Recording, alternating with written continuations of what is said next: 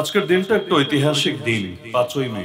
যতদিন পর্যন্ত বাংলাদেশ থাকবে আমার ধারণা ইনশাআল্লাহ সুম্মা ইনশাআল্লাহ এই দিনের ইতিহাসটা উম্মত স্মরণ করতে বাধ্য হবে। যেই দিন আল্লাহ রাসূল সাল্লাল্লাহু আলাইহি ওয়াসাল্লামের কিছু আশিক নিজেদের প্রাণ উৎসর্গ করে দিয়েছিল হাসি মুখে আল্লাহর জমিন, আল্লাহর নবীর ইজ্জত হেফাজত করার জন্য।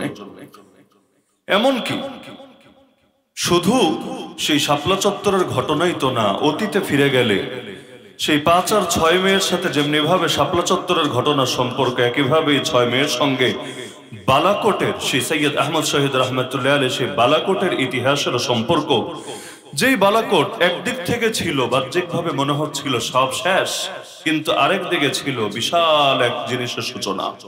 বালাকোটের ময়দানে এসে সৈয়দ আহমদ শহীদ রহমতুল্লাহ আলাইহির কাফেলা থেমে যেতে বাধ্য হয়েছিল, কারণ একে একে তাদেরকে নির্মমভাবে শহীদ করা হয়েছিল। এমনকি আমিরুল মুমিনিন সৈয়দ আহমদ শহীদ রহমতুল্লাহ আলাইহি, যাকে উম্মত তখন হাতে হাত রেখে বায়াত দিয়ে উম্মতের ইমাম, খলিফা এবং আমির হিসাবে ঘোষণা দিয়েছিলেন, ইমামতে কুবরার বায়াত দিয়েছিলেন, তাকে পর্যন্ত নির্মমভাবে হত্যা করা হয়েছিল। এবং এই ভারত উপমহাদেশে ইসলামী শাসন পতনের পরে আবার নতুন করে যে শাসন সূচনা হয়েছিল সেটাকেও অঙ্কুরেই বলতে গেলে শেষ করে দেওয়া হয়েছিল। কিন্তু আল্লাহ তাআলার একটা নিজাম আছে, শহীদের রক্ত কখনো বৃথা যায় না।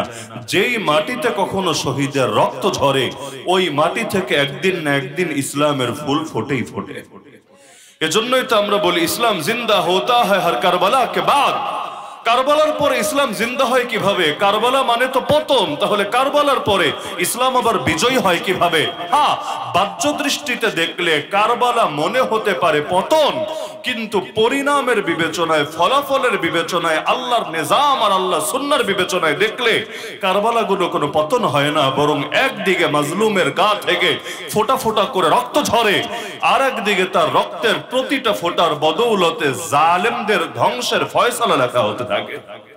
জালেমের ধ্বংস তো আর এমনি এমনি হয় না।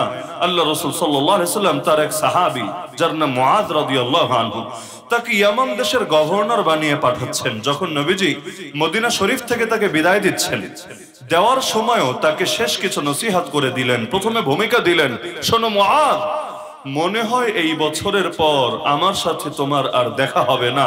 হয়তো এরপর তুমি যখন মদিনায় আসবা তখন আমার মিম্বার আর আমার কবরের পাশ দিয়ে তুমি যাবা, আমার সাথে এই দুনিয়ায় হয়তো তোমার দেখা হবে না। তো একেবারে শেষ সময় আল্লাহ রাসূল সাল্লাল্লাহু আলাইহি ওয়াসাল্লাম তাকে আখেরি যে কয়েকটা ওসিয়ত করেছিলেন এর মধ্যে অন্যতম ছিল ইত্তাকি দাওয়াতাল মাজলুম ফাইন্নাহু লাইসা বাইনাহা ওয়া বাইনাল্লাহি হিজাব। আরে তুমি একজন সাহাবী, তারপরও তোমাকে বলছি শোনো, মাজলুমের বদদোয়াকে ভয় করে চলবা, কারণ মাজলুমের বদদোয়ার আল্লাহর মধ্যে কোনো পর্দা থাকে না। দুনিয়াতে দোয়া কবুল হতে মাঝে মাঝে বাধা হয়। জমিনে বসে বান্দা দোয়া করে কিন্তু রব পর্যন্ত দোয়া পৌঁছায় না। যেমন যাদের হারাম ইনকাম আছে, হারাম কামাই করে, হারাম খায়, হারাম কাপড় চোপড় পরে, আল্লাহ রাসূল সাল্লাল্লাহু আলাইহি ওয়াসাল্লাম বলেন এমন ব্যক্তি যদি প্রচন্ড পেরেশান হয়ে উস্কো খুস্কো চুল নিয়ে, ধুলোমলিন পা নিয়ে কোন এক উন্মুক্ত প্রান্তরে দাঁড়িয়েও আল্লাহকে ডাকতে থাকে, ইয়া রব্বি ইয়া রব্বি ইয়া রব, হে আমার রব, হে আমার রব, হে আমার রব, কিন্তু নবী বলেন তার অবস্থা হলো এমন, মাতআমুহু হারাম ওয়া মাশরাবুহু হারাম ওয়া মালবাসুহু হারাম ওয়া গুযিয়া বিল হারাম ফাআন্না ইউস্তাজাবু লিযালিক। অথচ তার অবস্থা হলো যা খায় সেটাও হারাম, যা পান করে সেটাও হারাম, যে কাপড় পরিধান করে সেটাও হারাম, এমনকি তার রক্ত মাংস গোশত এগুলো যে গঠিত হয়েছে এগুলো হারামের অর্থ দ্বারা গঠিত হয়েছে। নবী বলেন ও যতই কাঁদুক, যতই আল্লাহর কাছে ফরিয়াদ করুক, কিভাবে ওর দোয়া কবুল হবে? কেনই বা ওর দোয়ায় সাড়া দেওয়া হবে? তো দেখা যায় দোয়া কবুলের পথে কিছু বাধা থাকে। যদি এমন হয় কোন ব্যক্তি হারামে জড়িত থাকে, তার দোয়া আল্লাহ পর্যন্ত পৌঁছে না, বাধা পড়ে যায়, পর্দা পড়ে যায়। তা আল্লাহ রাসূল মুআয রাদিয়াল্লাহু আনহুকে বুঝিয়ে দিচ্ছেন, শোনো, তুমি একজন সাহাবী, তুমি যদি তোমার দ্বারাও যদি কারো উপর জুলুম হয়, মাজলুম কে এটা বড় কথা না, সে যদি কোনো অমুসলিমও হয়, কিন্তু মাজলুম যদি বিচার দেয়, বদদোয়া দেয়, ফরিয়াদ জানায়, তাহলে সেই মাজলুমের বদদোয়া আল্লাহ পর্যন্ত পৌঁছতে মোটেও সময় লাগে না। আল্লাহ সেটা অবশ্যই কবুল করে নেয়। হ্যাঁ, তবে কবুল করার একটা অর্থ আবার অনেকে বোঝে না। অনেকে ভাবে, যেমন আমাদের আমাদেরকে রিমান্ডে বলতো। এই 5ই মে একদিকে তো শাপলার ইতিহাস, আর একদিকে আমি নিজেও গ্রেফতার হয়েছিলাম এই মে মাসের 5 তারিখে 2021 সালে। তা আমাদেরকে রিমান্ডের মধ্যে টিটকারি মেরে বলতো যে দেখ, তোদের হুজুরদের বদদোয়ায় আমাদের কিচ্ছু হবে না। কেন? কারণ বদদোয়ায় যদি কিছু হতো, এই পরিমাণ বদদোয়া ইতিমধ্যে আমরা পেয়ে গেছি, আমাদের নাম নিশানাও বাকি থাকতো না, তো নতুন করে আর কি বদদোয়া দিবা? কারণ আমরা গ্রেফতার হলাম মে মাসে। আপনাদের মনে থাকার কথা, নরেন্দ্র মোদীকে কেন্দ্র করে যে ঝামেলা হলো, ঝামেলার পর থেকেই তো গ্রেফতারি শুরু হলো। তো মে মাস আসতে আসতে রমজানের, আমি গ্রেফতার হলাম 23 রমজান, 23 রমজান আসতে আসতে কয়েকশো আলেম ওলামা গ্রেফতার হয়ে গেছে। তো বদদোয়া তো কম পায় নাই, বহুত বদদোয়াই পেয়েছে। তো বলছে এই বদদোয়ায় কাজ হবে না, যদি হতো বহু আগে ধ্বংস হয়ে যেতাম। যেহেতু ধ্বংস হই নাই, তার মানে দুইটার যে কোনো একটা, হয়তো তোমাদের হুজুরদের মধ্যে ভেজাল ঢুকে গেছে, এজন্য তোমাদের বদদোয়ায় কাজ হয় না, অথবা আমরা যা করছি ঠিকই করছি, এজন্য শকুনের দোয়ায় গরু আর মরছে না। তো দুইটার যে কোনো একটা। সুতরাং যতই বদদোয়া দাও কোনো লাভ হবে না। ওই সময় আমার মনে পড়ে, কথাটা আমাকে না, বলছিল আরেকজন আলেমকে উদ্দেশ্য করে। পরবর্তীতে আরেকটা সময় ওই অফিসারের সাথে যখন কথা হয়, কথা প্রসঙ্গে আমি বললাম যে আল্লাহ রাসূল সাল্লাল্লাহু আলাইহি ওয়াসাল্লাম, তার দোয়া কবুল হতে কি কোনো বাধা ছিল? বলল না না, নবীর দোয়া কবুল হতে আবার কেন বাধা থাকবে? আমি বললাম, নবীজি কত দোয়া দিলেন মক্কায়, কিন্তু সেটার ফল প্রকাশ পেল মদিনায়। কোনটা 5 বছর পর, কোনটা 8 বছর পর, কোনটা 10 বছর পর। যেমন একটা হাদিস শুধু উদাহরণ হিসেবে শোনাই আপনাদেরকে। আল্লাহ রাসূল সাল্লাল্লাহু আলাইহি ওয়াসাল্লাম মক্কায় একদিন কাবা শরীফ তওয়াফ করছিলেন। তওয়াফ বুঝেন তো? কাবা শরীফ মাঝখানে রেখে চারদিকে ঘোরা, প্রদক্ষিণ করা। আল্লাহ রাসূল তওয়াফ করছিলেন, এক কোণায় মুশরিকদের কয়েকজন লিডার বসা, কুরাইশের লিডার। আল্লাহ রাসূল চক্কর খেতে খেতে তওয়াফ শুরু করতে হয় হাজরে আসওয়াদ থেকে। হাজরে আসওয়াদ থেকে শুরু করে আবার হাজরে আসওয়াদ পর্যন্ত আসলে এক চক্কর। এভাবে 60টা চক্কর যদি খায় তাহলে একটা তওয়াফ সমাপ্ত হয়। আল্লাহ রাসূল তওয়াফ করতে করতে যেই কয়েকবার ওদের সামনে দিয়ে যাচ্ছিলেন, একসঙ্গে কয়েকজন লিডার বসা, নবীকে দেখলেই আজে বাজে মন্তব্য করছিল নবীজিকে নিয়ে। এই জামানায়ও দেখবেন হুজুরদেরকে নিয়ে যদি পত্রিকায় কোনো রিপোর্ট থাকে, বিশেষ করে পজিটিভ রিপোর্ট থাকে, কমেন্টে দেখবেন কিছু মানুষের কাজই হলো এরা গালি দেওয়া ঠিকাদারে নিয়ে নিয়েছে। মানে হুজুর একটা দেখলে গালি না দিলে পেটের ভাত কেমন জানি হজম হয় না। অফলাইনে আবার সাহস করে না, কারণ জানে রাস্তাঘাটে হুজুররে গালি দিলে পাবলিকের মায়ের একটাও মাটিতে পড়বে না। এই নাস্তিক বেঈমানদের সব আস্ফালন, সব হুঙ্কার দেখবেন অনলাইনের বুকে। বাস্তবে দেখবেন ওরা কোনো হিম্মতই করে না। দূরে বসে বলবে দেশে ওয়াজ মাহফিল হতে দেওয়া যাবে না, রাষ্ট্রধর্ম ইসলাম থাকতে দেওয়া যাবে না, এই যাবে না সেই যাবে না, কিন্তু বাস্তবে সামনাসামনি এসে মোকাবেলা করার হিম্মত রাখে না। তো দেখা যায় আল্লাহ রাসূলকে এভাবে টিটকারি মারছিল বারবার বারবার। তো নবীকে যখন গালি দিচ্ছিল, আল্লাহ রাসূল সাল্লাল্লাহু আলাইহি ওয়াসাল্লামের চেহারা রাগে লাল হয়ে যাচ্ছিল। নবীজির চেহারা যেহেতু অনেক সুন্দর ছিল, তিনি যখন রাগান্বিত হতেন চেহারা এত লাল হতো, মনে হতো যেন তার চেহারায় কেউ ডালিমের দানাগুলো নিংড়ে দিয়ে দিয়েছে। ডালিমের দানা যদি ব্লেন্ডার করেন অথবা চেপে নিংড়ে এর রস যদি কারো চেহারায় ঢালেন, যতটা লাল হবে। আল্লাহ রাসূল যখন রাগ করতেন তখন তার চেহারা মোবারক কেমন লাল হয়ে যেত। তো এরপরও নবী কিচ্ছু বলছিলেন না, তওয়াফ করেই যাচ্ছিলেন। কিন্তু একবার, দুবার, তিনবার যখন বারবার নবীকে গালি দিচ্ছিল, অবশেষে আল্লাহ রাসূল সাল্লাল্লাহু আলাইহি ওয়াসাল্লাম তাদেরকে উল্লেখ করে বললেন, ওয়াল্লাহি, আল্লাহর কসম করে আমি মুহাম্মদ বলছি, লাকাদ জিতুকুম বিযাবহি, আমি তোদের কাছে জবাই নিয়ে এসেছি। বাক্যটা বড় জটিল বাক্য। আল্লাহ রাসূল বলছেন আল্লাহর কসম আমি তোদের কাছে জবাই নিয়ে এসেছি। এমনকি কোন কোন হাদিসে আছে নবীজি হাত দিয়েও ইশারা করলেন, এভাবে নিজের গলার দিকে দেখিয়ে এভাবে ইশারা করলেন, আল্লাহর কসম আমি তোদের কাছে এটা নিয়ে এসেছি। যেই মাত্র ইশারা করলেন, দরকার তো স্বাভাবিক তো এটাই, গালি আগের চাইতে আরো বাড়বে, এমনকি গায়েও হাত তুলতে পারে। কারণ আপনাকে যদি লোকে গালি দেয়, আপনি দুর্বল থাকেন, প্রতিবাদ করলে দেখবেন আরো তেড়ে এসেছে। ওই কোন নারীকে যদি ইফটিজিং করে বখাটেরা, সে যদি একা থাকে, বখাটে অনেকজন, যদি সে প্রতিবাদ করে তাহলে লাভ কিচ্ছু হয় না, উল্টা তারা অনেক সময় আরো খারাপ বিহেভ শুরু করে দেয়। তা আল্লাহর রাসূল যখন তাদেরকে জবাইয়ের কথা বললেন, ওরা তো জানে আল্লাহ রাসূল মক্কায় দুর্বল, তার ক্ষমতা নাই, তার বাহিনী নাই, তার কিছু নাই। তো দরকার তো এটাই যে এবার নবীর উপর আরো চড়াও হবে, গালি আরো বেশি দিবে। কিন্তু হাদিসে স্পষ্ট আছে তারা সবাই এমন ভাবে চুপ হয়ে গেল, মনে হচ্ছিল এরা যেন জিন্দা না মুর্দা মানুষ, মুখ থেকে কোনো কথাই বের হচ্ছিল না। কেন? কারণ তারা জানতো নবীর জবান থেকে যা বের হয় পৃথিবী উল্টে যেতে পারে, কিন্তু এর ব্যতিক্রম কখনোই হবে না, হওয়া সম্ভবই না। তার মানে ওরা টের পেয়ে গেছে যে নবী যাদেরকে বলেছে ওদেরকে জবাইয়ের শিকার হতে হবেই হবে। হ্যাঁ, কিভাবে হবে এটা আল্লাহ ছাড়া কেউ জানে না, কিন্তু মুহাম্মদ যা বলে গোটা দুনিয়া উল্টে যেতে পারে, তার কথা বাস্তব হতে কখনোই ভুল হয় না। তো যখন এটা বলল সঙ্গে সঙ্গে সবাই চুপ, কেউ কোনো কথাই বলতে পারছে না। অবশেষে তাদের মধ্য থেকে বয়স্ক এক লোক এসে নবীজির পিঠে হাত বুলিয়ে দিয়ে নবীকে সান্ত্বনা দিল, আরে ভাতিজা দেখো, তোমার এলাকার মুরব্বিয়ারা, তোমার বংশীয় চাচা, তুমি থাক, এদের কথায় কষ্ট নিও না, বলে ফেলেছে, তুমি তোমার তওয়াফ শেষ করে ঘরে চলে যাও। ওই দিন নবীকে দ্বিতীয় কোনো গালি দিল না। বসে বসে ওরা ভাবছিল কপাল তো শেষ। হ্যাঁ, পরবর্তী দিন নবী আবার তওয়াফ করতে বের হয়েছিলেন, তখন এত মারা মেরেছিল আল্লাহ রাসূলকে, মারতে মারতে মারতে তাকে আহত করে ফেলেছিল। এমনকি তাকে রক্ষা করতে এসে সিদ্দিক আকবর আবু বকর রাদিয়াল্লাহু আনহু পর্যন্ত এত আঘাতের শিকার হয়েছিলেন, তিনি পর্যন্ত অজ্ঞান হয়ে গিয়েছিলেন। তো যেই সাহাবী হাদিসটা বর্ণনা করেন তিনি বলেন, নবী তো কথাগুলো বললেন মক্কায়, কিন্তু যেই কয়েকজন লিডার সেখানে উপস্থিত ছিল, যাদেরকে উদ্দেশ্য করে নবী বলেছিলেন আমি তোদের কাছে জবাইয়ের বিধান নিয়ে এসেছি, ওদের সব কয়টাকে ওয়াল্লাহি লাকাদ রাআইতুকুম সারআ ফি কলিবি বদর, তাদের সব কয়টাকে বদরের কূপের মধ্যে উল্টো লাশ হয়ে পড়ে থাকতে দেখেছে। তার মানে সবাই মৃত্যুবরণ করেছে এবং বদরে যারা মারা গিয়েছে সব লাশগুলোকে নিয়ে একটা কূপের মধ্যে নিক্ষেপ করে ফেলা হয়েছিল। এর মধ্যে এই কয়জনও ছিল এবং তাদের গলায় আঘাত ছিল। কেন? কারণ আল্লাহর নবী যা বলেছিল বিষয়টা তেমনই হবে, কিন্তু মাঝখানে কত লম্বা সময় অতিবাহিত হয়েছে। এমনকি এক কুরাইশ লিডার একদিন এক ঘোড়ার পিঠে চড়ে নবীর কাছে আসলো, এসে বলল, শোন মুহাম্মদ, আমি এই ঘোড়াকে প্রতিদিন বিপুল পরিমাণ খাবার খাওয়াই। কেন জানিস? একটা মাত্র উদ্দেশ্য, এই ঘোড়াটা অনেক শক্তিশালী হবে এবং এই ঘোড়ার পিঠে চড়ে এসে আমি নিজ হাতে তোরে হত্যা করব, শুধুমাত্র এই কারণে। যখন সাহাবীর আশপাশে ছিল তাদের চেহারাও রাগান্বিত হয়ে গেল। সবাই যে নবীর সামনে, তাদের সামনে এসে নবীজিকে এভাবে নিকৃষ্ট ভাষায় ধিক্কার দিবে, কথা বলবে, তারা সয়ে নিতে পারছিল না। আল্লাহ রাসূল সাল্লাল্লাহু আলাইহি ওয়াসাল্লাম শুধু একটা বাক্য বলেছিলেন, সির্ফ এক বাক্য। নবী বলেছিলেন, লা বাল আনা আকতুলুকা ইনশাআল্লাহ, না রে, তুই আমারে মারতে পারবি না, আমি মুহাম্মদ তোরে মারবো ইনশাআল্লাহ। খালি এক বাক্য বলেছিলেন।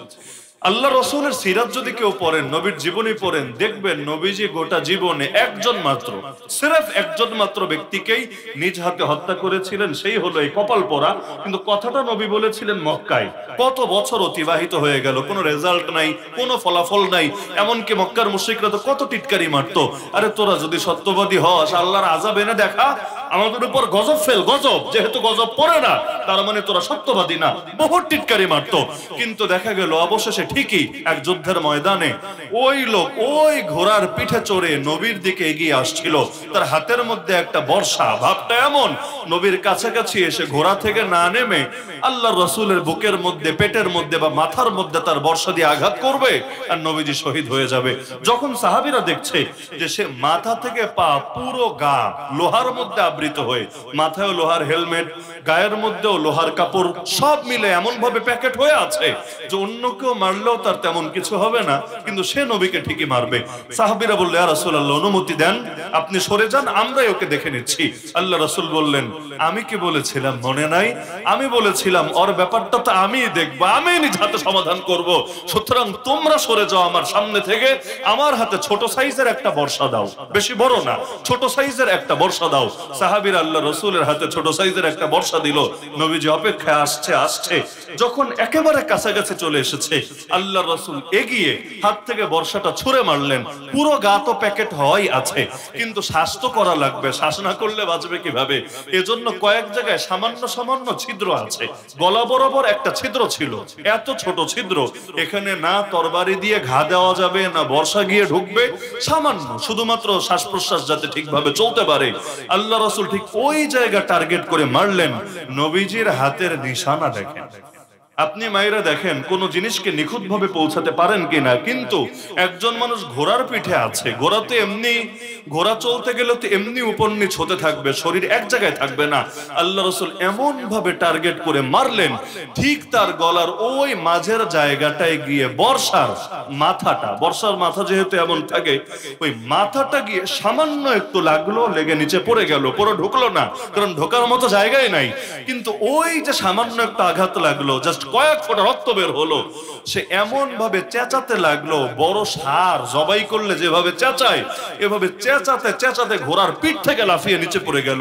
ওর সৈন্য সামন্তরা ভাবলো নেতা মনে হয় এমন আঘাত পেয়েছে যে জানই বের হয়ে যাচ্ছে। ওরা দৌড়ে আসলো, এসে দেখে কই কোনো আঘাত টাঘাত দেখা যায় না, খালি গলার মধ্যে সামান্য একটু ছিদ্র, অল্প একটু একটু করে রক্ত বের হচ্ছে। তারা এবার ধিক্কার দিল, আর কিসের কমান্ডার তুমি? একজন সাধারণ সৈনিকও তো এত অল্পতে কাঁদে না, আর তুমি এমন ভাবে চেঁচাচ্ছ মনে হচ্ছে আসমান জমিন সব বরবাদ হয়ে গেছে। সে বলল, আরে আজকে আমার বুঝে এসেছে মুহাম্মদ যে মক্কায় যেদিন বলেছিল তখনই আমার সচেতন হওয়া দরকার ছিল।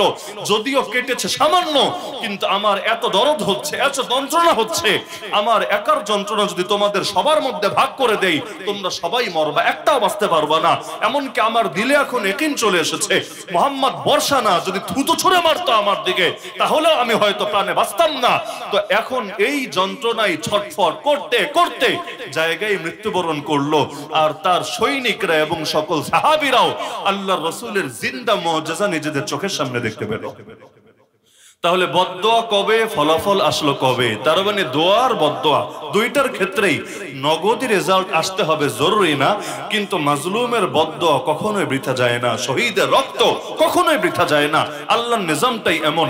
এজন্য আল্লাহ তাআলা কোরআনের মধ্যে বলেন, এই যে ফেরাউন জুলুম করেছিল নবী মুসা আলাইহিস সালামের উপর এবং তার সঙ্গে যারা কালেমা পড়েছিল তাদের উপর, এমনকি জাদুঘররা যারা নতুন মুসলমান মাত্র কালেমা পড়ে ইসলাম গ্রহণ করেছে তাদেরকে পর্যন্ত ছাড়ে নাই, হুঙ্কার দিয়েছে তোদের সব কয়টাকে জানে মেরে ফেলবো, তোদেরকে শুলিতে চড়াবো, এর আগে উল্টা দিক থেকে হাত পা কেটে দেবো, এত এত কঠিন আচরণ করলো। কিন্তু আল্লাহ তাআলা কোরআনের মধ্যে বললেন, আমি চেয়েছি যাদেরকে জমিনে দুর্বল করে রাখা হয়েছিল ওদেরকে প্রতিষ্ঠিত করব, আর ফেরাউন এবং তার অহংকারকে ধুলির সাথে মিশিয়ে দেব। তো এখন কারবালার প্রান্তরে যেমন দেখা যাচ্ছে পতন, উহুদের ময়দানে যেমন দেখা যাচ্ছে পতন, আরো ইসলামের এমন বহু ইতিহাস পাওয়া যাবে যেখানে দেখা যাচ্ছে পতন, কিন্তু পরবর্তী ইতিহাস সামনে রাখলে দেখা যাবে একটা পতনও পতন না, সবগুলো পতন ছিল পরবর্তী বিজয়ের ভূমিকা। এই ভারতবর্ষেও ব্রিটিশরা যখন আমাদের স্বাধীনতা কেড়ে নিয়েছিল সমস্ত মুসলমানদের মধ্যে পেরেশানি। হ্যাঁ, এখন তো লম্বা সময় চলে গেছে, 1757-তে আমরা স্বাধীনতা হারিয়েছি, আজকে 2025-এর 5ই মে, এতকাল পর্যন্ত স্বাধীনতা ফিরে পাই নাই। বলবেন 71-এ তো স্বাধীনতা পেয়েছি, 71-এ ভৌগোলিক স্বাধীনতা পেয়েছি, কথা সত্য, কিন্তু আল্লাহর জমিন আল্লাহর দ্বীন মানতে পারার যে স্বাধীনতা, ওই স্বাধীনতা তো আজও পাই নাই। আজও আমরা আল্লাহর বান্দা, কিন্তু আমাদেরকে মানতে বাধ্য করা হয় গায়রুল্লাহর বিধান, তাগুতি বিধান, মানুষের হাতে বানানো বিধান। আল্লাহ বিধান দিয়ে দেয় একটা, আমাদের উপর চাপিয়ে রাখে আরেকটা, ওই এরপর গিয়ে ওইটাই মানতে এমন ভাবে বাধ্য করা হয়, এর বাইরে গিয়ে কিছুই বলার থাকে না। হাজার উদাহরণ দেওয়া সম্ভব। আমার আল্লাহ মদকে হালাল করেছেন নাকি হারাম? আরে বলেন না, হালাল না হারাম?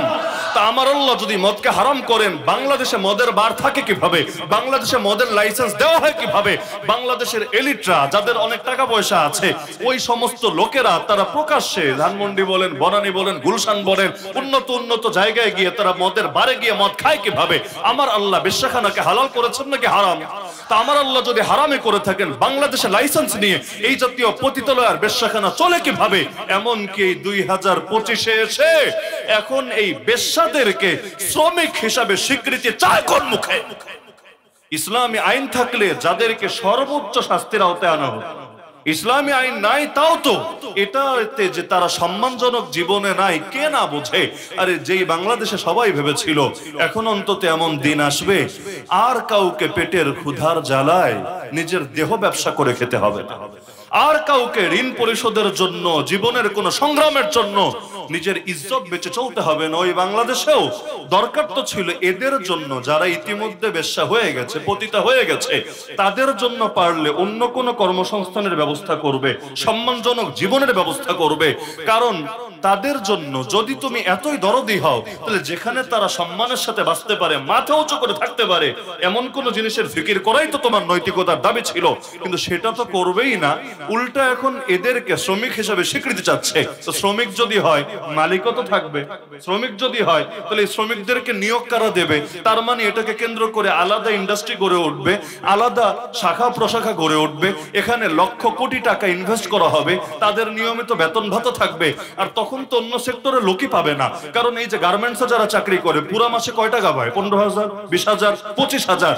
এক রাতেই যদি পাওয়া যায় 30,000, তাহলে সেখানে পুরো মাস কষ্ট করে মানুষ কেন পরিশ্রম করবে? তো যাদের দিলে আল্লাহর ভয় নাই, ওরা তো সবাই অন্য চাকরি বাকরি বাদ দিয়ে এই পথে ছুটবে। কারণ সহজেই যদি কোটিপতি হওয়া যায়, কষ্ট মানুষ কেনই বা করতে চাই? তো পুরো দেশটাই তো বরবাদ হবে, ধীরে ধীরে একটা জানোয়ারের সমাজে পরিণত হবে।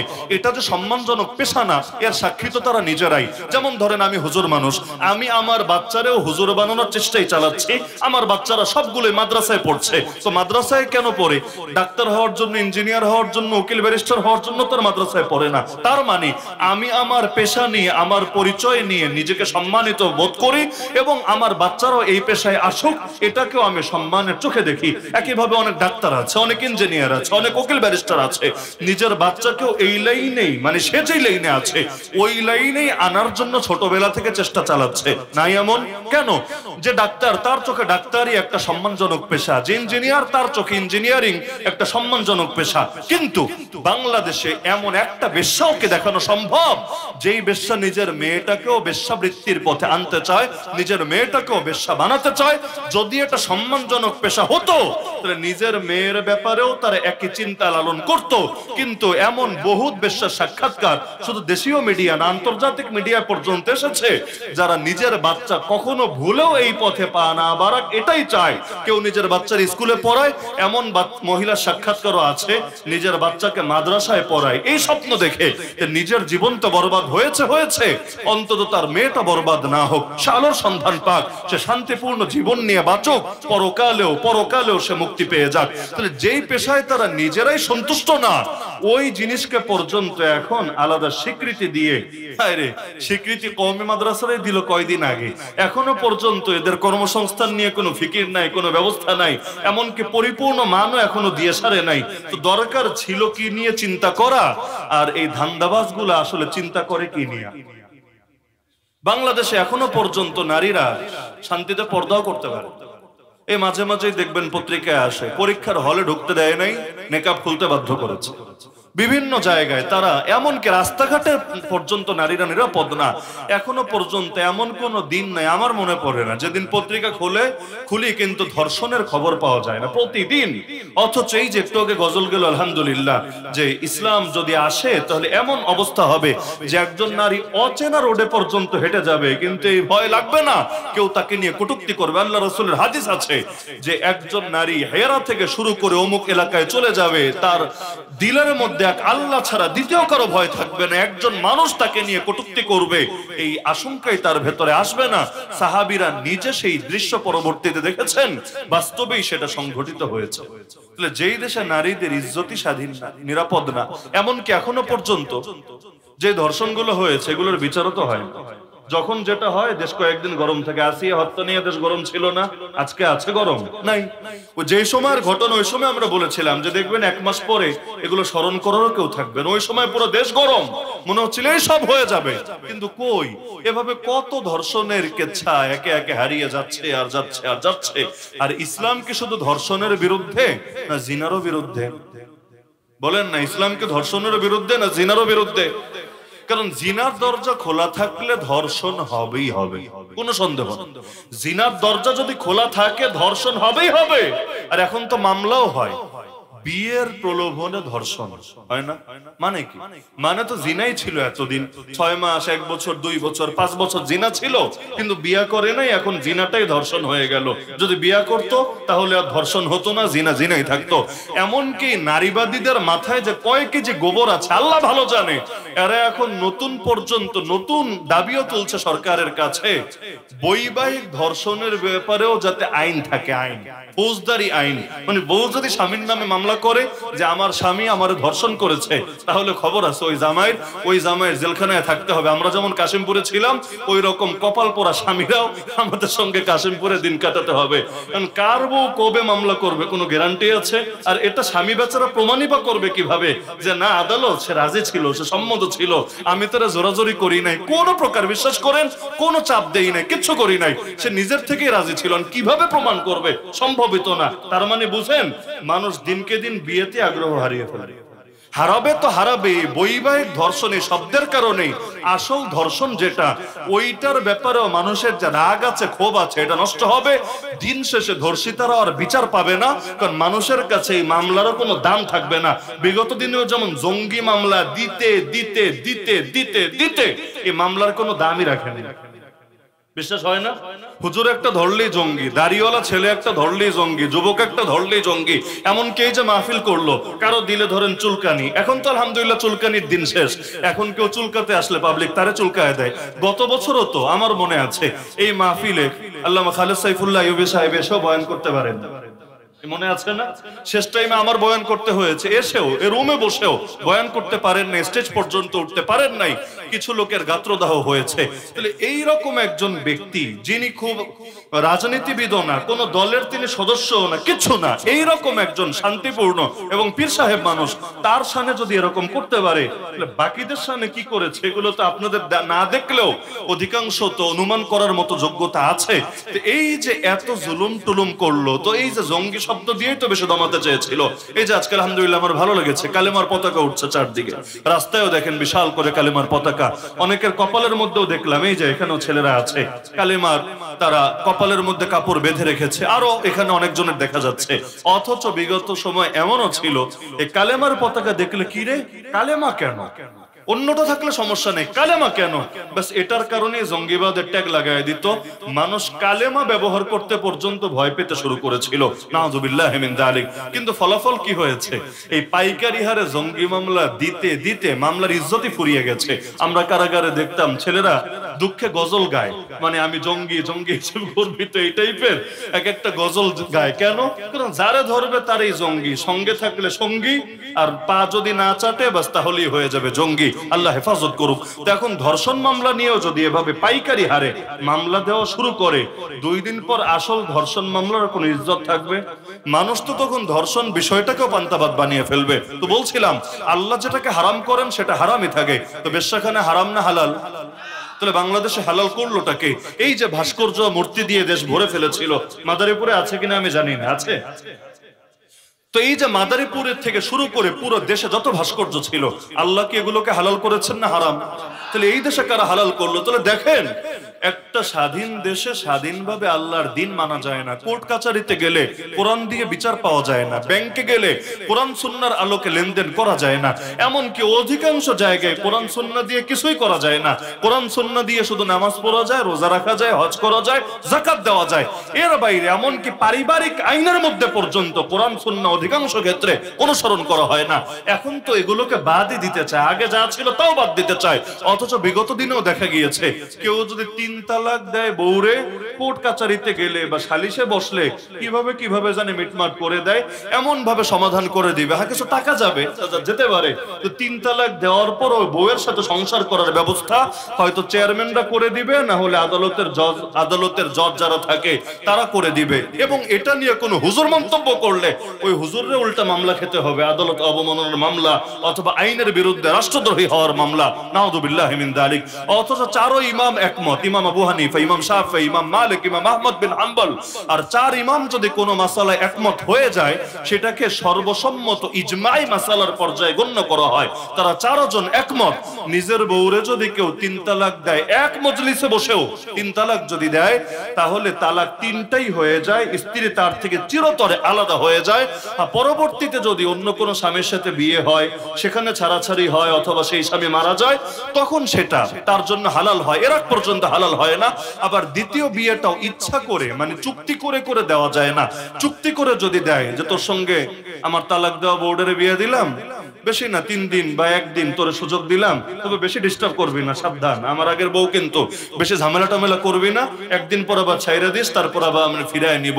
গ্রামে গঞ্জে এগুলো চলতো এক সময়, হিল্লা বিয়ে, এবং অনেকে এগুলো করতেও খুব আগ্রহী ছিল। 1 রাতের জন্য 2 রাতের জন্য বিয়ে করবে, করার পর আবার আগের জনের কাছে ফিরে যাবে।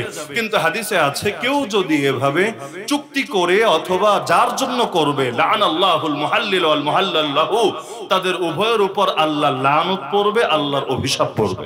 তো চুক্তি করে করার জিনিস না। হ্যাঁ, স্বাভাবিকভাবে অন্য কোথাও বিয়ে হয়েছে, স্বাভাবিকভাবে ওই জামাই মরে গেছে, অথবা সে তাকে ছেড়ে দিয়েছে, কারণ মহিলার এমন স্বভাব কোনো জায়গায় টেকার মতো না, এখানেও টেকে নাই, ওখানে গিয়েও টিকছে না, তাহলে ঠিক আছে, সেই ক্ষেত্রে তার জন্য আবার বিয়ে করা বৈধ হবে। তা আগেও দেখা যেত পারিবারিক আইনের মধ্যে বহু ধরনের অসঙ্গতি ছিল, এখন তো অসঙ্গতি আরো বাড়ানোর চেষ্টা চালাচ্ছে। তো কিভাবে আমরা স্বাধীন দাবি করি নিজেদেরকে? আল্লাহর জমিনে স্বাধীনভাবে যদি আল্লাহর কথা বলা নাই যায়, আল্লাহর পথে চলা নাই যায়, এমনকি আল্লাহর কালিমাটাই উড়ানো না যায়, তাহলে এর চাইতে বড় পরাধীনতা আল্লাহর বান্দার জন্য কি হয়? আল্লাহর বান্দা তো আল্লাহর গোলামি করে বাঁচতে চায়, আল্লাহর গোলামি করে মরতে চায়। বিশ্বাস করেন, আল্লাহর কসম, আমরা আল্লাহর গোলামের ঘোষণা দিয়ে মরতে চাই।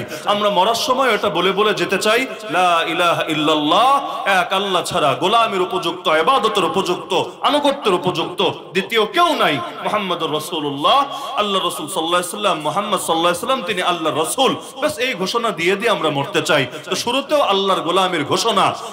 যখন বাচ্চা জন্ম নেয়, ডান কানে আজান, বাম কানে ইকামত দেয় না, এর মধ্যে আল্লাহর গোলামের ঘোষণা থাকে না? আল্লাহু আকবার, একইভাবে আশহাদু আল্লা ইলাহা ইল্লাল্লাহ, সবই তো গোলামের ঘোষণা। তো শুরুতেও আল্লাহর গোলামের ঘোষণা, শেষেও আল্লাহর গোলামের ঘোষণা। তো মাঝখানে অন্যের গোলামি করি কিভাবে? সাহাবীরা বলতেন, আল্লাহ আমাদেরকে দুনিয়াতে পাঠিয়েছেন মানুষকে মানুষের গোলামি থেকে বের করে আল্লাহর গোলামিতে নিয়ে যাওয়ার জন্য। আল্লাহু ইবতাআসানা লিনুখরিজা মান শাআ মিন ইবাদাতিল ইবাদ ইলা ইবাদাতিল্লাহি ওয়াহদা। সুতরাং মাথায় গেঁথে রাখতে পারেন, যতদিন পর্যন্ত স্বাধীনভাবে আল্লাহর জমিনে আল্লাহর বিধান মান্য করা যাবে না, এই সুযোগ আমাদেরকে দেওয়া হবে না, ততদিন পর্যন্ত মুসলিম জাতি নিজেদেরকে পরিপূর্ণ স্বাধীন মনে করতে পারে না। ভৌগোলিক স্বাধীনতা এসেছে, ধর্মীয় স্বাধীনতা আজও আসেনি। একটা ইসলামী আদালতই নাই দেশে। ইসলামী নামে কিছু ব্যাংক তাও অন্তত আছে, মাদারীপুরেও আছে না? ইসলামী নামে অনেকগুলো ব্যাংক আছে না? আছে। এখন লেনদেন তারা 100% ইসলামী শরিয়া মেনে করে নাকি না মেনে করে, এটা ভিন্ন আলাপ। বাকি নামে হলেও আছে, কিন্তু ইসলামী আদালত এই নামে কোন আদালত মাদারীপুরে আছে? আচ্ছা, মাদারীপুর বাদ দিলাম, পুরো বাংলাদেশে কোনো একটা জায়গায় আছে? নাই। তাহলে আমরা যারা সব ক্ষেত্রে ইসলাম মেনে চলতে চাই, আমাদের জন্য সুযোগ কোথায়? দরকার ছিল না?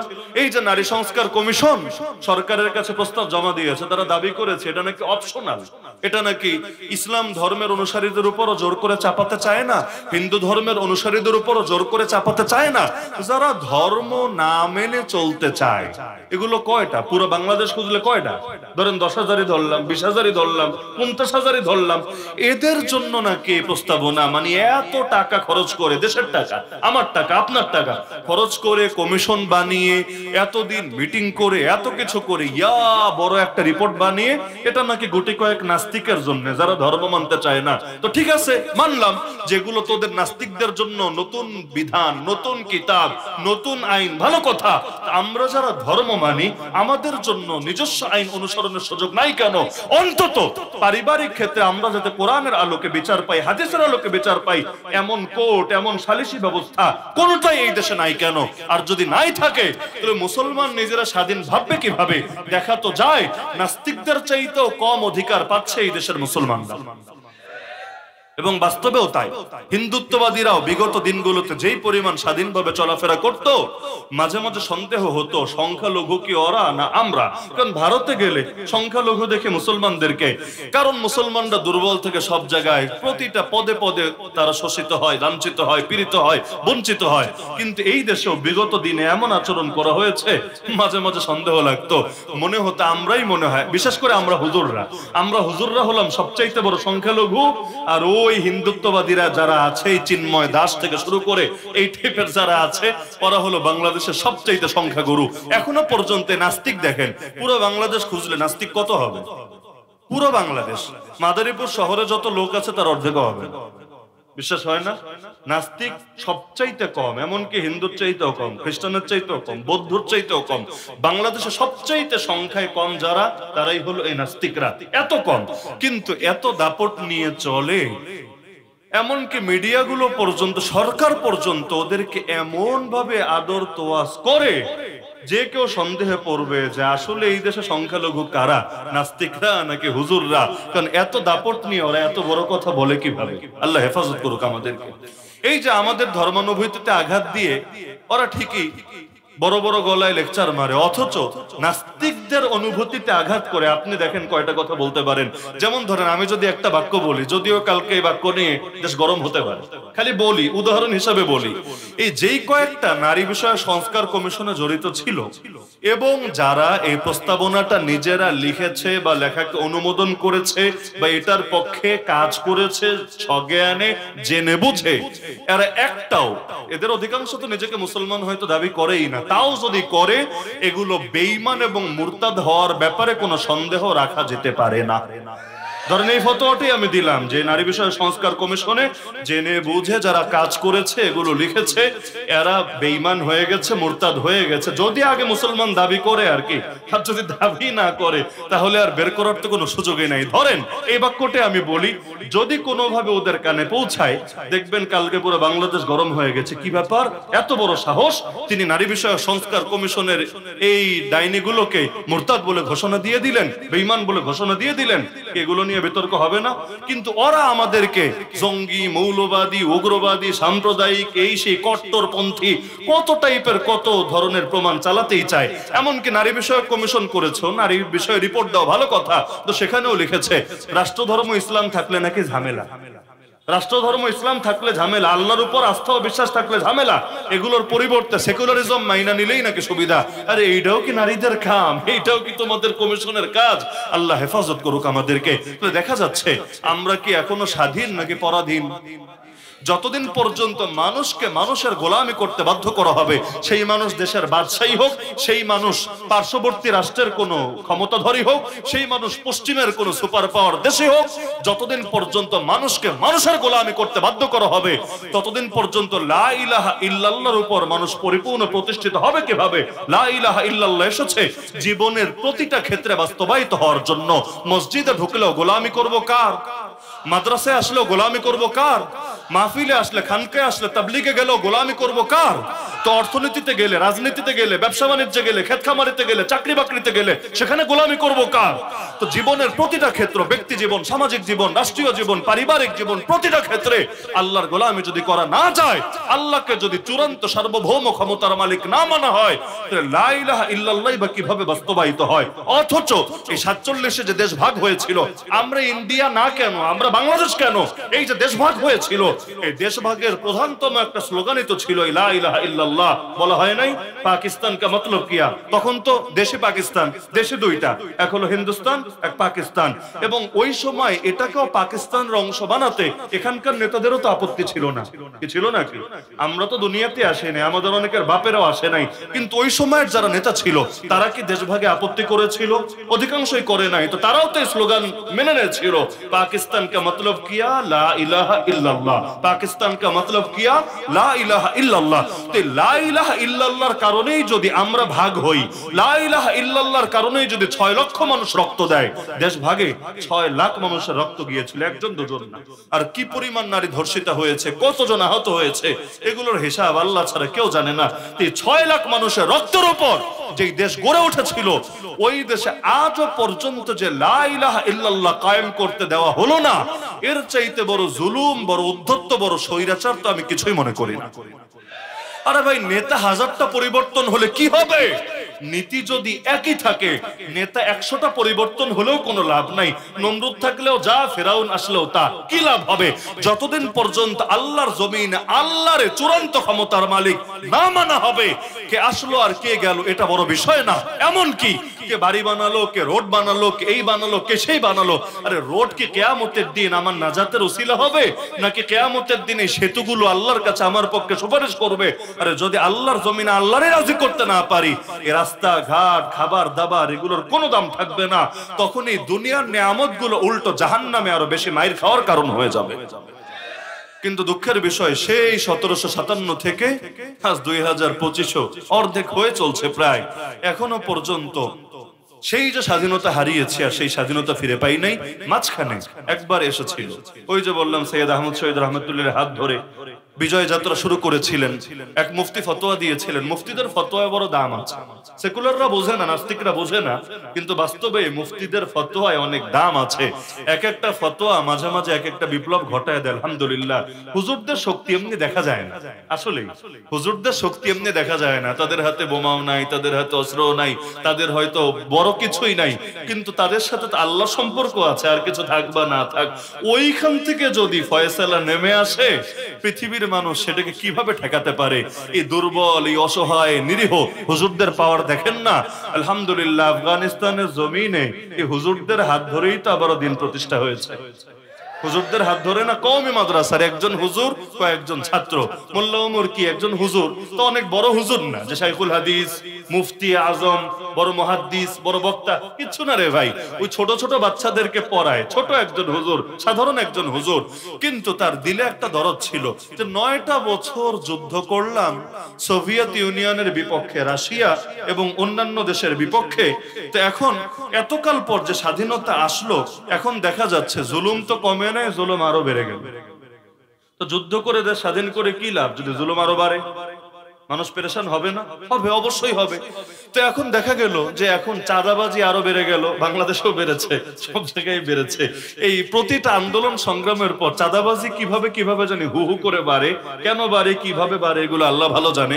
তো ওখানেও দেখা গেল চাঁদাবাজি প্রচুর বেড়ে গেল। যে এলাকায় যে কমান্ডার ছিল, নিজের এলাকার নিজের একটা জায়গিরের মতো বানিয়ে ওইখানে চাঁদাবাজি শুরু করলো। তো দেখা যেত এক রোড ধরেন মাদারীপুর থেকে ঢাকা যাবেন, মাঝখানে 5 কমান্ডারের এরিয়া পড়বে। এই কমান্ডারও চাঁদা দাও, ওরেও চাঁদা দাও, ওরেও চাঁদা দাও, ওরেও চাঁদা দাও, ওরেও চাঁদা দাও। মানুষ চাঁদা দিতে দিতে অস্থির। আচ্ছা, চাঁদা দিয়ে তাও যদি সুখে থাকা যায় তাও তো আলহামদুলিল্লাহ, কিন্তু তাও না। দেশে ধর্ষণ বেড়ে গেল, খুনোখুনি বেড়ে গেল, চুরি ডাকাতি বেড়ে গেল, সব বেড়ে গেল। আর হাতে হাতে অস্ত্র তো আছেই, যে যারে মনে চাচ্ছে মেরে ফেলছে, এখানে লাশ, ওখানে লাশ। খুব এক মুশকিল ব্যাপার। তবুও তিনি দোয়া করছিলেন, মানুষকে বোঝাচ্ছিলেন, কিন্তু এই পড়াশোনা এবং মাদ্রাসায় চালাচ্ছিলেন। কিন্তু হঠাৎ করে একদিন তার কানে খবর আসলো, একজন নারী, যে নারী ছিল এক গাড়িতে, তার পরিবার সহ যাচ্ছিল, কিন্তু চাঁদাবাজরা রাস্তায় গাড়ি আটকিয়েছে চাঁদা নিবে বলে। অস্ত্র তো আছে, চাঁদা না দিয়ে কই যাবে? তো চাঁদা দিয়ে দিয়েছে। তো দেওয়ার পরেও তাদের নজর পড়েছে, একজনের নজর পড়েছে গাড়িতে থাকা একটা মেয়ের দিকে। সে বলছে, এই মেয়েটাকে রেখে তোমরা গাড়ি নিয়ে চলে যাও। তো মেয়ের আত্মীয় স্বজনও আছে গাড়ির ভেতরে, কে দিবে নিজের মেয়েকে এরকম অস্ত্রধারীদের হাতে রেখে গাড়ি নিয়ে যাবে? এটা পৃথিবী কে করতে পারবে? তো তারাও রাজি হলো না। তাদেরকে পিটিয়ে মেরে আহত করে সেই মেয়েটাকে ঠিকই তুলে নিয়ে গেল। নিল তো নিল, পরবর্তী দিন মূল সড়কের উপর সেই মেয়ের বিবস্ত্র ধর্ষিতা লাশ পাওয়া গেল। তার মানে তাকে ধর্ষণ করে করে, গণধর্ষণ করে করে হত্যাই করে ফেলেছে। এই সংবাদ ধীরে ধীরে চারদিকে ছড়িয়ে গেল। পৃথিবীতে অনেক বড় বড় বিজয়ের পেছনে নারীদের অবদান আছে। তারা নিজের জান দিয়ে, নিজের ইজ্জত দিয়ে জাতির ভেতরে এক আগুনের স্ফুলিঙ্গ জাগিয়ে গিয়েছে। তো সেই নারীর সেই সংবাদ যখন আসলো একজন হুজুরের কানে, যে হুজুর কিতাব পড়াচ্ছিল, ক্লাসে বসা ছাত্রদের পড়াচ্ছে, কিন্তু হঠাৎ করে তার কানে সংবাদ আসলো যে জুলুম বাড়তে বাড়তে অমুক জায়গায় এক নারীকে ধর্ষণ করে, হত্যা করে রাস্তার উপর লাশ ফেলে রাখা হয়েছে। সঙ্গে সঙ্গে কিতাবের পাতা বন্ধ করে ছাত্রদেরকে বলল, ছাত্ররা, ইতিমধ্যে সে নিজে আহত, আগে যে 9 বছর যুদ্ধ করেছে, চোখ একটা নাই, আরো বহুভাবে আহত।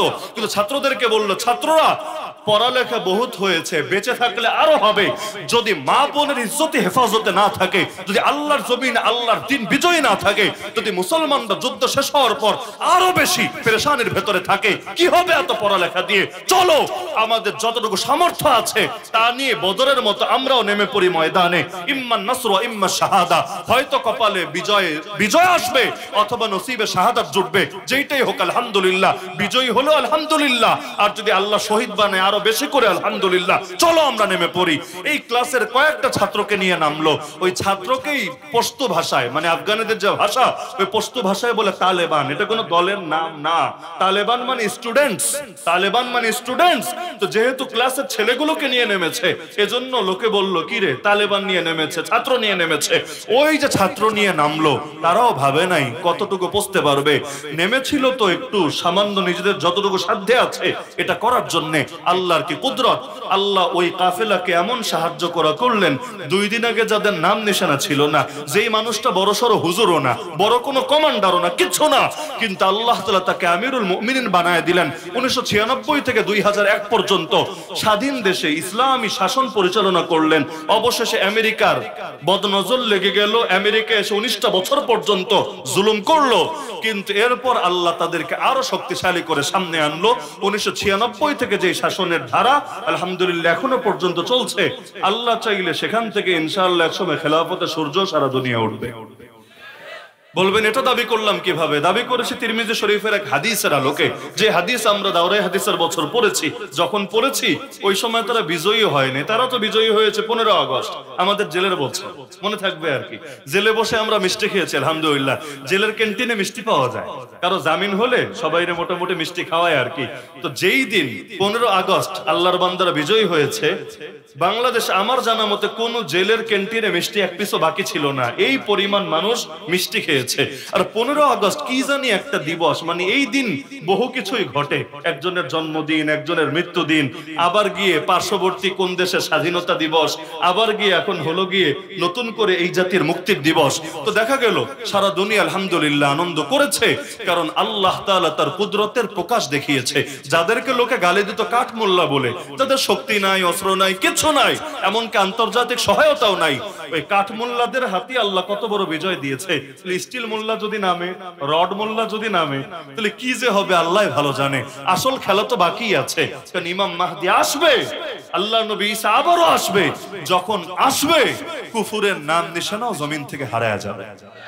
তো দাওরায়ে হাদিসের বছরে তিরমিজি শরীফের মধ্যে আমরা হাদিস পড়েছি, খোরাসান আফগানিস্তানের সাবেক নাম, খোরাসান থেকে কালো পতাকা বের হবে, কেউ তাকে থামাতে পারবে না যতক্ষণ না সেটা গিয়ে স্থাপিত হবে জেরুজালেমের বুকে। হাত্তা ইউনসাবা বিইলিয়া, যে জেরুজালেমে মসজিদ আকসা আমাদের প্রথম কিবলা আছে। তার মানে এই হাদিসের আলোকে বোঝা যায় আফগানিস্তান থেকে বিজয়ের ধারা সূচনা হয়েছে, ফিলিস্তিনে গিয়ে সমাপ্ত হবে, এবং ফিলিস্তিনের জেরুজালেম মুসলমানদের রাজধানী হবে ইনশাআল্লাহ। যদিও ইহুদিরা ভাবছে এটা ওদের রাজধানী, তাই না ভাবছে, কিন্তু ওরা যাই ভাবুক না কেন, দুনিয়ার মানুষ তো কত কিছুই ভাবে, কিন্তু হবে সেটা যেটা ফয়সালা করে রেখেছেন আল্লাহ। আল্লাহ তাআলা কোরআনে স্পষ্ট ভাবে বলেন, সূরা আরাফ আয়াত নম্বর 167। প্রত্যেকে চাইলে নিজেরাও আয়াতটা আরো গবেষণা করে দেখতে পারেন। আল্লাহ বলেন, ওয়াইজ তাআযানা রাব্বুক, তোমার রব ঘোষণা দিয়ে রেখেছেন, লায়াবআসান্না আলাইহিম ইলা ইয়াউমিল কিয়ামা মান ইয়াসুমুহুম সুআল আযাব। কিয়ামত পর্যন্ত, কিয়ামত তো এখনো হয় নাই নাকি, কিয়ামত পর্যন্ত ইহুদিদেরকে দমানোর জন্য আল্লাহ একের পর এক এমন বাহিনী পাঠাতে থাকবেন যারা ওদেরকে কঠিন শাস্তি দেবে। ইন্না রাব্বাকা লাসারিউল ইকাব, নিশ্চয়ই তোমার রব দ্রুত শাস্তিদাতা, ওয়া ইন্নাহু লাগাফুরুর রহিম, এবং নিশ্চয়ই তিনি ক্ষমাশীল চির দয়ালু। এই আয়াত দ্বারা স্পষ্ট প্রমাণিত হয় ইহুদিরা কখনোই খালি ময়দান পাবে না, একের পর এক ওদের মোকাবেলায় মুজাহিদিন নামবে ইনশাআল্লাহ। একজন যদি শহীদ হয় আরেকজন এসে নেতৃত্ব ধরবে, এমনকি গোটা হামাসকেও যদি ওরা কখনো শহীদ করে ফেলে, আল্লাহ না করুক, তবুও এটা ভাবার কারণ নাই ওরা স্বাধীনভাবে মসজিদে আকসা ভেঙে গুড়িয়ে এখানে মন্দির বানিয়ে স্বাধীনভাবে ইবাদত করবে না রে। যতদিন পর্যন্ত দুনিয়াতে একজন মুসলমানও থাকবে ততদিন পর্যন্ত ওদেরকে দমানোর জন্য আমার আল্লাহ কাউকে না কাউকে জামানে সালাহুদ্দিন আইয়ুবী বানিয়ে ঠিকই ময়দানে পাঠাবে। কারণ কোরআনে যে ঘোষণা আছে এটা কখনোই ভুল হবে না, ব্যতিক্রম হবে না। আল্লাহ তাআলাই তো সব করেন, বান্দা তো জাস্ট ওসিলা। আল্লাহ কখনো আবাবিল দিয়ে করেন, কখনো সমুদ্র দিয়ে করেন, কখনো ল্যাংড়া মশা দিয়ে করেন। তো যে আল্লাহ ল্যাংড়া মশা দিয়ে করতে পারেন, এই আল্লাহ শক্তিশালী যুবকদেরকে দিয়ে করতে পারবেন না? এটা ভাবে কিভাবে?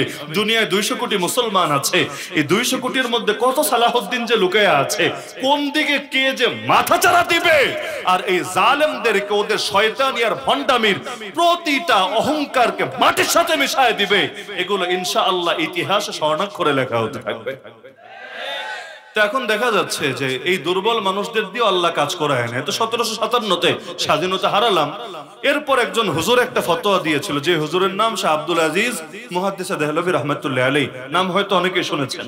তিনি ফতোয়া দিলেন, হিন্দুস্তান মানে তখন তো পুরোটাই এক, তখন পাকিস্তান বলতে কিছু নাই, বাংলাদেশ বলতে কিছু নাই, পুরোটাই এক, যে হিন্দুস্তান দারুল হারব হয়ে গেছে, কুফুরের ভূমি হয়ে গেছে। এবং এটাকে পুনরায় উদ্ধার করা, মুক্ত করা এবং এখান থেকে ব্রিটিশদের শাসনকে উচ্ছেদ করা প্রতিটা সক্ষম বালেগ মুসলমানের উপর ফরজ দায়িত্ব হয়ে গেছে। মজার বিষয়, যেই সময় তিনি ফতোয়া দিচ্ছেন ওই সময়ও গদিতে যিনি বসে আছেন তিনি মুঘল বাদশাহ। তখনও কিন্তু মুঘলদের পুরোপুরি উচ্ছেদ হয় নাই, গদিতে মুঘলরা আছে। মুঘল তো বুঝেন, সে আওরঙ্গজেব আলমগীররা অতীতে শাসন করেছে, ওই বংশের লোকেরাই এখনো গদিতে বসে আছে। তার মানে গদিতে কোনো খ্রিস্টান না, গদিতে কোনো হিন্দু না, গদিতে মুসলমানই আছে। এবং রাজবংশের লোকেরাই, যারা ইতিপূর্বে এই অঞ্চলে ইসলামী শাসন করেছে 1-2 বছর না, শত বছর ধরে, শত শত বছর ধরে ওই বংশের লোকই আছে। তবুও তিনি ফতোয়া দিলেন এটার ইসলামের ভূমি নাই, কুফুরের ভূমি হয়ে গেছে। বলবেন কেন? গদিতে যে ইসলামী লোক আছে এটা উনি দেখে না? হ্যাঁ দেখে, কিন্তু এই ফতোয়া ভুল ছিল না। ওলামায়ে কেরাম এটাকে সঠিক বলে মেনে নিয়েছে। আজ ওই ফতোয়াকে তারা সঠিকই মনে করে। কেন? কারণ গদিতে কে বসে আছে ভাই এটা বড় বিষয় না, আসলে আদর্শ কোনটা চলে এইটা বড় বিষয়। যেমন বাংলাদেশে সর্বপ্রধান গদি তো হলো রাষ্ট্রপতির গদি হিসাবে, তাই না? রাষ্ট্রপতি, পতি মানে স্বামী, পতি মানে স্বামী। ওই বলে না অনেক মহিলাকে পতি ভক্ত, স্বামী ভক্ত। তো রাষ্ট্রের স্বামী হলো কে? ধরেন জনাব শাহাবুদ্দিন চুপ্পু সাহেব, তিনি হলেন বাংলাদেশ নামক রাষ্ট্রের স্বামী। স্বামী মানে মালিক, স্বামী মানে আবার ওই বউরে যে বিয়া করে সে না, বিচার দিনের স্বামী কে? আল্লাহ। তো স্বামী মানে মালিক, তো রাষ্ট্রপতি মানে হলো রাষ্ট্রের মালিক। তো সেই হিসাবে সবচাইতে বেশি পাওয়ার জনাব শাহাবুদ্দিন চুপ্পু সাহেবের থাকার কথা না? কিন্তু আসলেই কি সবচাইতে বেশি পাওয়ার চুপ্পু সাহেবের আছে? অথবা এখন বাদ দিলাম, আগেও কি রাষ্ট্রপতির সর্বোচ্চ পাওয়ার ছিল? আমি আপনারে পদ দিব কিন্তু পাওয়ার দিব না, এতে কিন্তু সমস্যার কিছু নাই। আপনি এর দ্বারা কোনো উপকারী লাভ করতে পারবেন না। আমি আপনার মাদ্রাসার মুহতামিম বানায় রাখবো কিন্তু মাদ্রাসায় ঢুকতে দিব না। আমি আপনার মসজিদের ইমাম বানায় রাখবো কিন্তু মসজিদের আশপাশেও আসতে দিব না। আমি আপনার চেয়ারম্যান বানাবো, এমপি বানাবো কিন্তু মাদারীপুরে পাও ফেলতে দেব না। কি হবে রে ভাই? মানে পদ দিয়ে কি হবে? পদ ধুয়ে পানি খাবে? তো এখন গদিতে যদিও বসেছিল মুঘল বাদশাহ, কিন্তু ক্ষমতা আসলে তার হাতে ছিল না, ক্ষমতা ছিল ব্রিটিশদের হাতে। এবং ওরাই কুফরি আদর্শ জারি করেছিল এই দেশে। এজন্যই আমরা বলি নেতা কে এটা বড় বিষয় না, নীতি কি এইটা বড় বিষয়। নেতা যদি আমাকে বানায় দেন, আমাকে, কিন্তু নীতি যদি আমার উপর চাপায়া রাখেন যে হুজুর আপনাকে এই কুফুর দিয়েই করতে হবে, এর বাইরে একটা কথা বলতে পারবেন না, একটা আওয়াজও করতে পারবেন না, তো কি লাভ হবে? লাভটা কি হবে? এজন্য আল্লাহ রাসূল খালি নেতা হতে চান নাই, আল্লাহ রাসূল নীতি পরিবর্তন করতে চেয়েছেন। খুব ভালো করে বুঝবেন, মক্কায় নবীকে নেতা হওয়ার অফার দেওয়া হয়েছিল নাকি হয় নাই? হয় নাই? 3 প্রস্তাব দিয়েছিল নবীকে। তুমি সম্পদ চাইলে সম্পদ দেব, তুমি সুন্দরী নারী চাইলে সুন্দরী নারী দেব, আর যদি ক্ষমতা চাও বলো তোমাকে নেতা মেনে নেব। আল্লাহ রাসূল কোনটা চেয়েছিলেন? নারী চেয়েছিলেন? সম্পদ চেয়েছিলেন? নেতৃত্ব চেয়েছিলেন? না। কেন? নেতা তো মদিনায় যাওয়ার পর ঠিকই হয়েছিলেন। তাহলে মক্কায় তার দুয়ারের সামনে নেতা হওয়ার অফার আসলো, রাজি হলেন না কেন? রাজি না হওয়ার মূল কারণ হলো মক্কায় তিনি গদি পেতেন, মক্কায় তিনি গদি পেতেন, কিন্তু আল্লাহর জমিন, আল্লাহর আদর্শ কায়েম করতে পারতেন না। আবু জাহালরা তাকে সেটা করতে দিত না, কারণ মক্কায় পাওয়ার রাখতো ওরা নিজেদের হাতে। নবীকে নাম কাওয়াস্তে একটা গদি দিয়ে শান্ত করার চেষ্টা করত, মুখটা বন্ধ করার চেষ্টা করত, কিন্তু মুসলমান এই তরিকায় কিছুতেই সন্তুষ্ট হতে পারে না।